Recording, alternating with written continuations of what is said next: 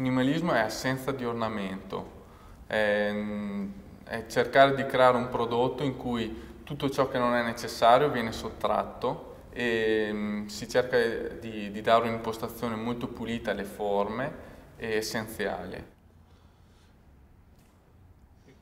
Possiamo dare una personalizzazione totale al prodotto che diventa un pezzo unico. È un concetto che non esiste, diciamo, nel mercato delle cucine perché ha una complessità produttiva molto alta.